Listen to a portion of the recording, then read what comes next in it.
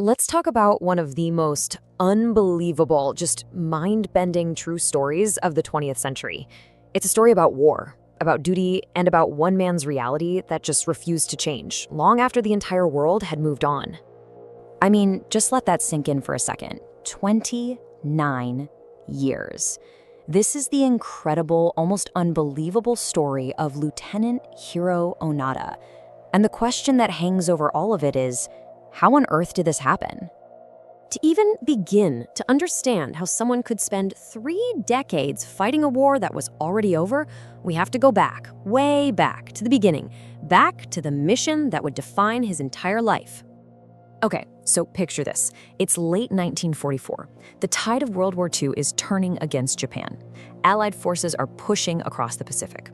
Onoda, who is a young intelligence officer, gets sent to this small island, Lubang Island, with a handful of other soldiers. And his job?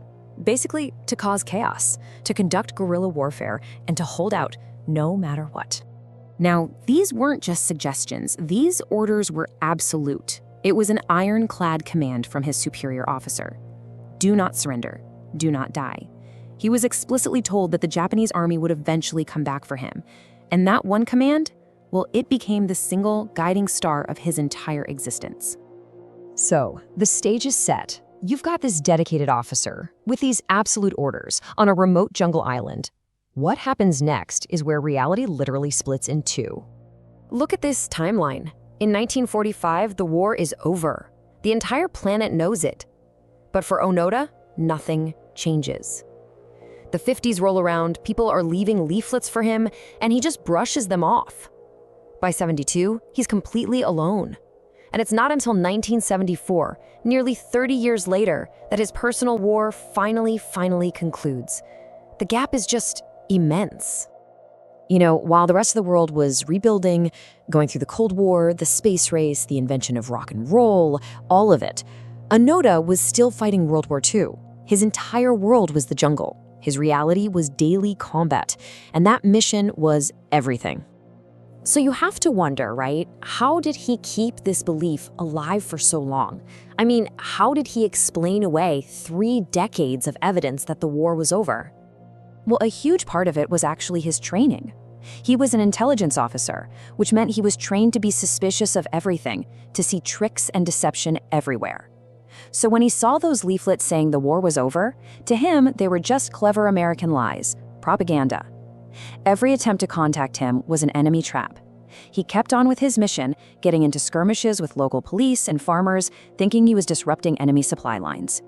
And as his comrades were killed or gave up over the years, it just made him dig in deeper, convinced the war was still incredibly real and dangerous. By 1972, after his very last companion was killed in a shootout, he was truly a one-man army. I mean, can you even begin to imagine that level of profound isolation? The mental strength it would take to keep believing in your mission when you are literally the last one left, fighting a war a world forgot about decades ago. But this incredible, bizarre standoff couldn't go on forever. The world, believe it or not, eventually found the one way to get through to him, the one message he was programmed to accept. The year is 1974. A young Japanese adventurer, a guy named Norio Suzuki, makes it his personal quest to find Onoda. And incredibly, he actually does it. He finds him. But Onoda still refuses to surrender, not without the one thing he's been waiting for all this time. So Suzuki goes back to Japan, finds Major Taniguchi, the actual man who gave Onoda his original orders 30 years earlier. Taniguchi is an old man now, working in a bookstore, but he agrees to fly to the Philippines. He puts on his old imperial uniform, walks into the jungle, and prepares to finally relieve his subordinate of his duty. And there they are, the words, the only words he had been waiting to hear for 3 decades, delivered face to face by the one man on earth whose authority he would accept. For Onoda, this was the only voice that could finally, officially end his war. And in that moment, he presents his rifle, which he had kept in perfect working order for all that time. He surrenders it, and the weight of that 29-year mission, it just lifts. And this hardened soldier who had survived so much just broke down. It was over. So what happens next? What happens when a man who has been living in 1944 suddenly walks into 1974? Well, his return to Japan was almost as surreal as his time in the jungle.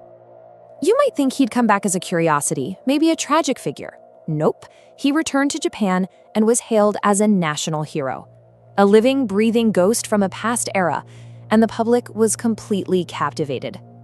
See, in a modern Japan that had changed so much, Onoda was like a time capsule. He was seen as a symbol of these old pre-war values, unquestioning loyalty, incredible self-discipline, and just this absolute dedication to duty. He became a living legend.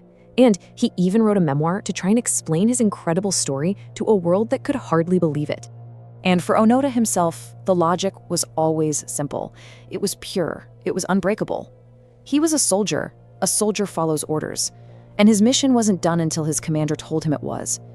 In his own mind, he hadn't done anything extraordinary at all. He had just done his duty.